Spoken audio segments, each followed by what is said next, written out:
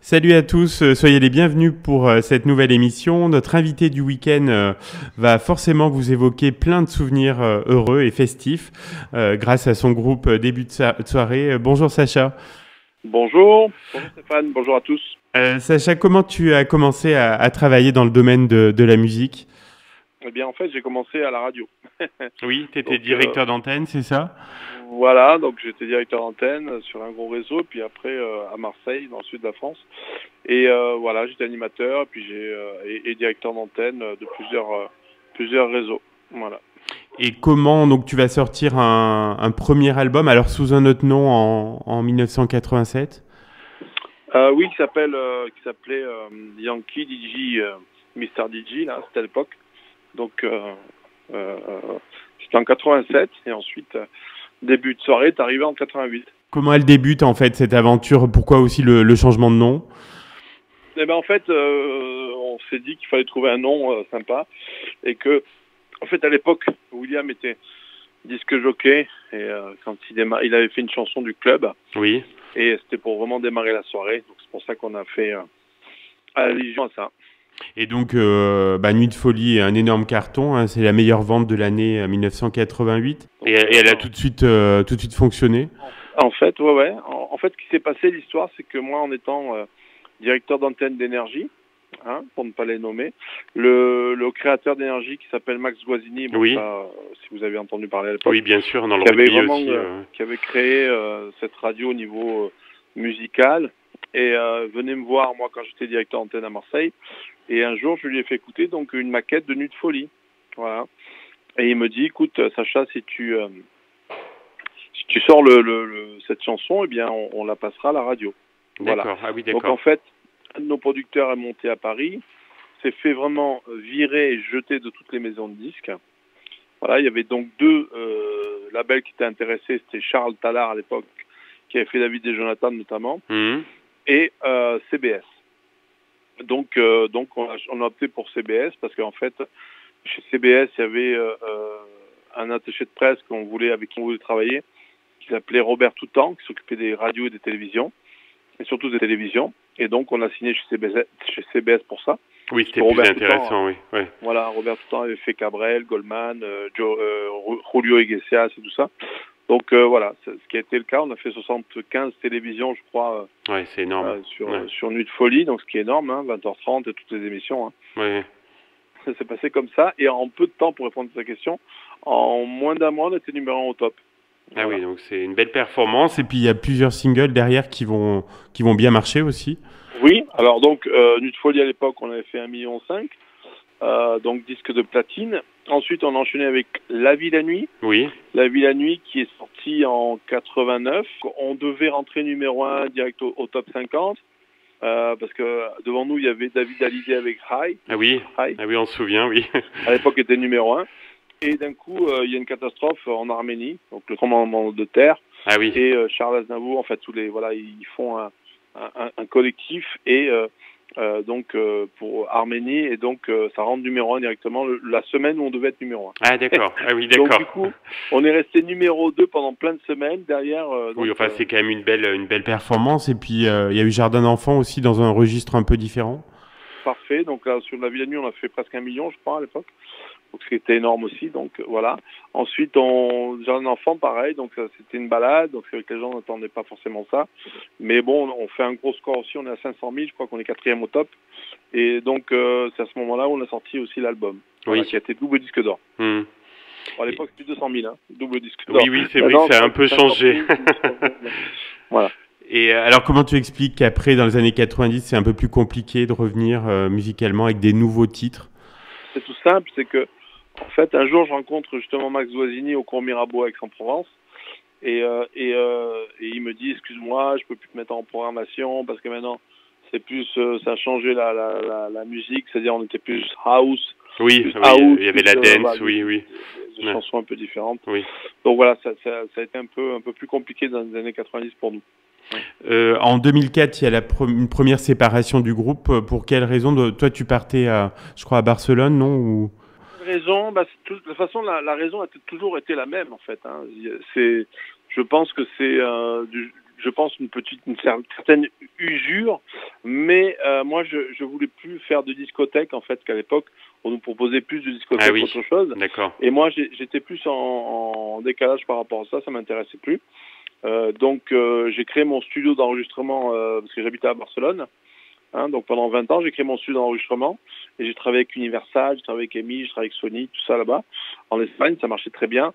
Et j'ai dit à William, écoute, moi, si c'est pour faire discothèque, ça m'intéresse pas. Donc lui, il a continué apparemment avec deux danseuses, je crois. Donc bon, voilà.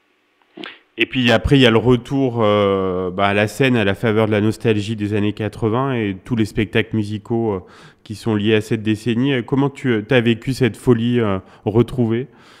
En fait, non, en 2006, c'est Olivier Keffer, donc le créateur d'RFM Partie 80, qui décide de monter une tournée, donc RFM Partie 80, qui démarre en 2007.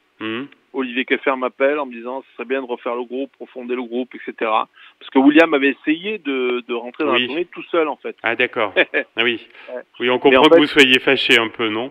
Là, après non, après il y a d'autres choses beaucoup plus graves que ça. Oui, apparemment, oui. Donc voilà, mais en fait, non, à l'époque, lui, il voulait faire son truc seul, tout ça, mais Olivier Keffer a dit non, c'est pas le duo, c'est rien du tout. Donc du coup, en 2007, on a démarré les Zéniths dans toute la France, et ça a duré 12 ans, puisqu'en fait, on a fait RFM Partie 80. Ensuite, lors du premier Stade de France en 2008, il y a Thomas Langman qui voit cette télévision sur TF1, qui a l'idée de faire un film sur l'histoire de la tournée, qui s'appelle ensuite Star 80, et ensuite, il y a la tournée Star 80 qui déboule. Et là c'est énorme, quoi. Voilà, c'est super, oui, c'est énorme, c'est clair. Alors Sacha, quelle est ta vie actuelle? Je crois que tu aimerais nous parler d'une association que tu as fondée.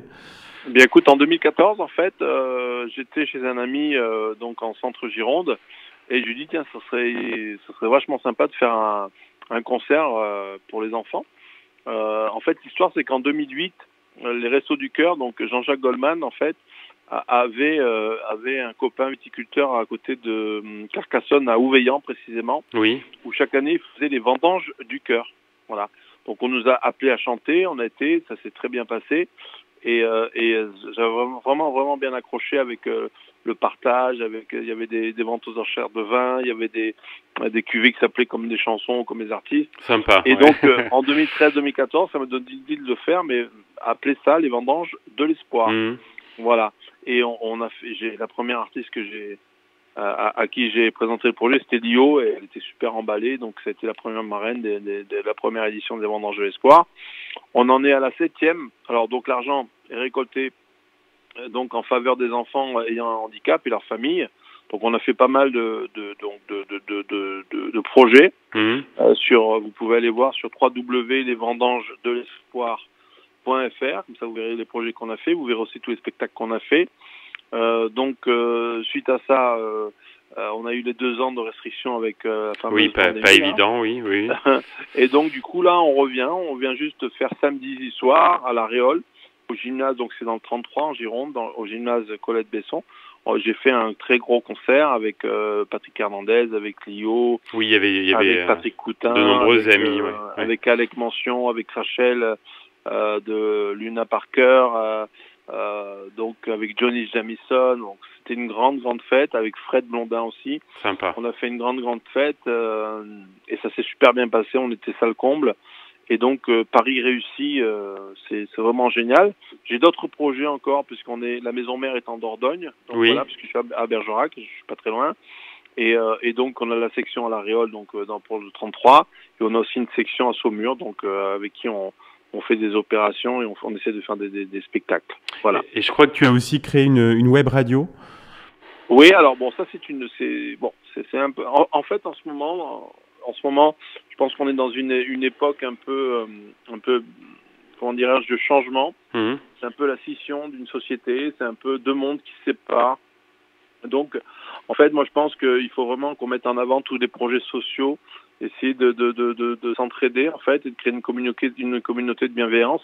C'est ce que j'essaie de faire en créant un média, donc radio et éventuellement aussi télé, donc web, TV et web radio. Pour mettre en avant un petit peu en rural. Attention, là on parle de Sud Gironde, hein. C'est sûr qu'on peut l'écouter dans le monde, mais bon là on axe vraiment sur le Sud Gironde. c'est de mettre en avant un petit peu tous les projets qui sont faits en ruralité dans cette région. Voilà. Donc après, si ça marche, on pourra pourquoi pas dupliquer, on ne sait jamais. Mais bon, là, l'idée, c'est d'être bien en place au niveau de la web radio, puisqu'elle existe déjà. C'est radio.com.decom.fr. Donc, comme Decom, c'est communauté de communes. Hein, donc oui, oui. Voilà. Donc, on pourra le dupliquer où là où on voudra, parce qu'il y a des communautés de communes un peu partout en France. Et je suis en collaboration avec le pôle territorial Sud-Gironde, puisque j'ai de très bonnes relations aussi avec le président du pôle territorial. Et donc, voilà, on fait des podcasts, on fait des émissions, on essaye de... Parce qu'en fait, pendant cette crise, si tu veux, moi, j'ai repris un peu du travail, et puis j'ai repris mes anciennes amours, donc la radio, en créant des jingles, des habillages antennes, et puis des podcasts et faire des émissions. Donc, c'est ce que je suis en train de faire pour des clients, puisqu'on était non essentiel pendant ces 2 ans en tant qu'artiste. Et ben, j'ai essayé de me réinventer, comme nous l'a dit notre cher président. Tu as d'autres choses en cours? D'autres choses en cours, écoute, c'est déjà pas mal. Oui, c'est déjà pas mal. La scène, un peu de scène là dans Alors oui, cet en plus été. de ça, on a la scène, oui. Donc le 7 mai, je suis à la foire de Bergerac, mais donc j'ai aussi une page web qui est sacha-débutdesoirée.com où je donne pas mal d'informations. Voilà, et puis voilà, donc j'ai mon Facebook aussi, une fanpage. Donc Sacha début de soirée, Instagram aussi, donc voilà.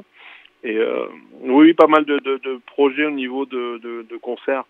À partir du mois de mai jusqu'en septembre. Bon, on espère que tu viendras nous faire un petit coucou en Auvergne. Ah ben, j'adore en fait l'Auvergne. J'avais créé aussi une petite section aussi par là-bas, donc à côté de Clermont-Ferrand. Donc pareil, on devait faire des choses, donc pourquoi pas. Eh ben écoute, à l'occasion, on sera ravis de te voir. Hein. C'était vraiment sympa d'échanger avec toi.